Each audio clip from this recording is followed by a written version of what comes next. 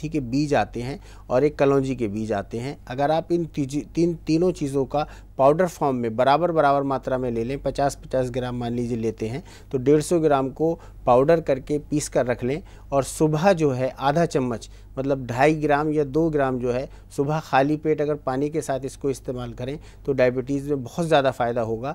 बहुत हद तक जो है डायबिटीज़ आपकी नॉर्मल करने की ये दवा जो है 3 दवाइयाँ जो मैंने बताई हैं कोशिश करेंगी। ये आप इसको घरेलू नुस्खे के तौर पर इस्तेमाल कर सकती हैं। इसके अलावा जो है करेले की सब्ज़ी और करेले को आप किसी भी तरह से यूज़ करें तो बहुत फ़ायदेमंद रहता है डायबिटीज़ में। इसके अलावा जो लोग डायबिटीज़ से पीड़ित हैं उनके लिए एक उपचार, ये घरेलू चीज़ें मैं आपको छोटी मोटी बता रहा हूँ कि आप चने का आटा गेहूं के आटे के साथ मिलाकर अगर खाएं आधा आधा दोनों, तो उसके लिए बहुत पेशेंट्स के लिए बहुत फ़ायदेमंद होता है और ये एक तरीके से दवा का काम करता है।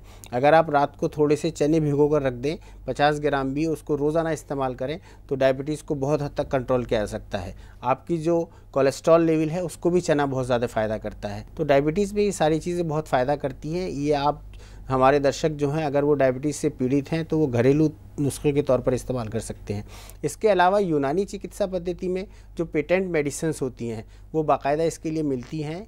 सफ़ूफ़ ज़ियाबितिस नाम से एक दवा हमारे जो आयुर्वेदिक यूनानी की दुकानें होती हैं दवाइयों की, उन पर अवेलेबल है। इसके अलावा कुर्स ज़ियाबितिस भी मिलती है।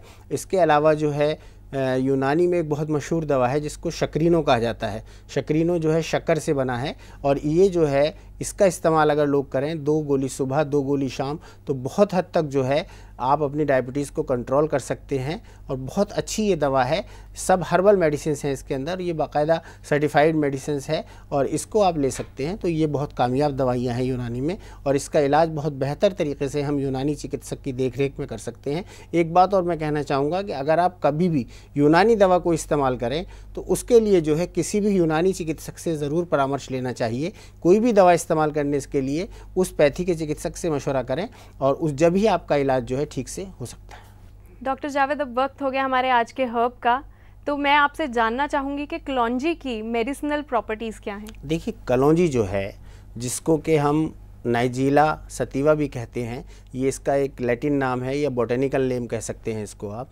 ये बहुत अच्छी दवाई है जो कि शुगर में बाकायदा यूज़ की जाती है और शुगर के अलावा बहुत सारी बीमारियों में ये जो है काम आती है। इसकी जो शुरुआत है ये ज़्यादातर जो पैदा होती है ये टर्की में ज़्यादा पैदा होती है जिसको कि तुर्की कहा जाता है। उसके अलावा जो है इंडिया में इसकी बाकायदा अब बहुत ज़्यादा खेती की जाती है। इसका पौधा जो है ज़्यादा से ज़्यादा 1 फीट का होता है और इसका जो फूल होता है वो ब्लू कलर का होता है।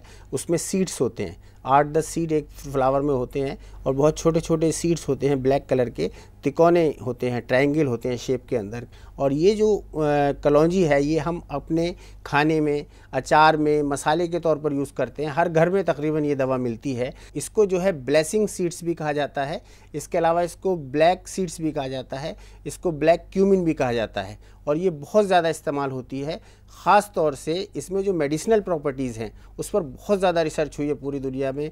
ब्रिटिश में हुई है, ब्रिटेन में, उसके अलावा यूएस में हुई है और इस पर बहुत सारे पेपर पब्लिश हुए हैं जिसमें इसकी जो मेडिसिनल प्रॉपर्टीज़ हैं उन पर जो डिस्कस किया गया है उसमें ख़ास तौर से बताया गया है कि ये इम्यूनिटी लेवल जो होता है जिसको कि रोग प्रतिरोधक क्षमता कहते हैं शरीर की, उसमें बहुत ज़्यादा फ़ायदा करती है।